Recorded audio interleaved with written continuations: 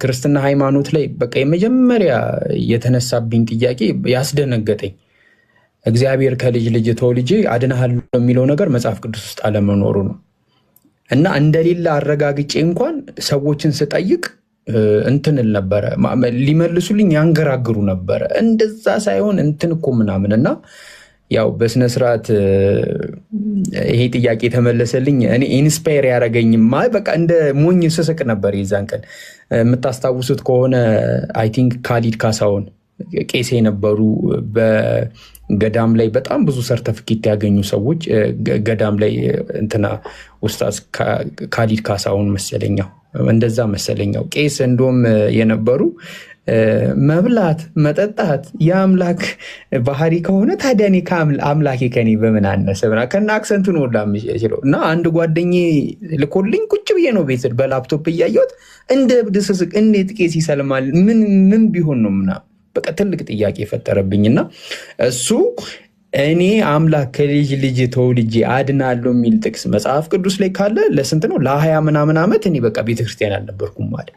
ከዛ የበለጠ በቃ በጣም እንትን እንደሆነ ያደረገኝ ኪሪየስ እንደሆነ ያደረገኝና ጠየቅኩኝ። አልተመለሰም ስቲል ነው አልተመለሰም። እና በዚህ አጋጣሚ ከልጅ ልጅ ተወልጄ አድናለሁ የሚል ጥቅስ መጽሐፍ ቅዱስ ላይ የለም፣ በፍጹም የለም፣ አልተባለም። እና ይሄ ነው ታላቁ ካለክ ቀጥል። ሁላችሁም በቃ ቶሎ ቶሎ እንትን እንበልና እንጨርስ፣ አስፈላጊ ከሆነ እንቀጥላለን። እሺ አክቹሊ ክርስቲያን የነበራችሁ ስላለ ጥያቄው የሚመለከተኝ አይመስለኝም። ግን ክርስትና ላይ የተነሱ ጥያቄዎች ከሆነ ግን እኔ ጋር ትልቁ ጥያቄ የነበረው የፍትህ ጥያቄ ነው። እስቲ አሁንም ከዛ የተለየ ጥያቄ አልጠይቅም። ፍትህ ጋር በተገናኘ ነው እኔ ትልቁ ማነሳው ጥያቄ እና በቃ ከኔ በስተቀር ሌላ አምላክ አታምልኩ ነው እንዴ? ስላሴ ምስጢረ ስላሴ ትደነቃለች እንጂ አትነገርም አሉ። ምክንያቱም ማስረዳት አልተቻለም። ሆነ ከልጅ ልጅ ተወልጄ አድናለሁ የሚለው ቃል የት ላይ ይገኛል? መጽሐፍ ቅዱስ ከኦሪት ዘፍጥረት እስከ ራዕየ ዮሐንስ ማንም ሰው አንብቦ የሚነግረኛል። እኔ እነን ከነገረኝ እኔ ክርስቲያን አልነበርኩም ደግሞ 27 ዓመት አልተማርኩም ማለት ዩጋንዳ ተክለ ሃይማኖት የሚባል ቦታ አለ። እዛው አካባቢ ነው፣ እዛው ጣና ውስጥ።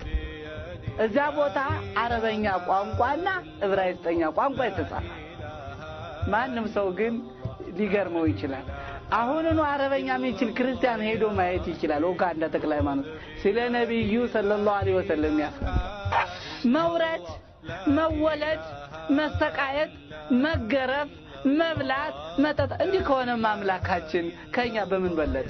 ስላሴም በቂ ማስረጃ ስላላገኘው ፈጣሪ አንድም ሶስትም ነኝ ራሱ ብሎም ስላልተናገረ፣ ሁለተኛ እኔ አምላክ ነኝ ብሎ ክርስቶስም ስላላስረዳ፣ እነዚህ ሁሉ ተጠቅልለው ወደ ወሬነት ሲቀየሩብኝ አንድ አምላክ የሚለው እስላማዊ የሆኑ ጽሁፎችን ሳነብ ከውስጤ ጋር ተስማማ።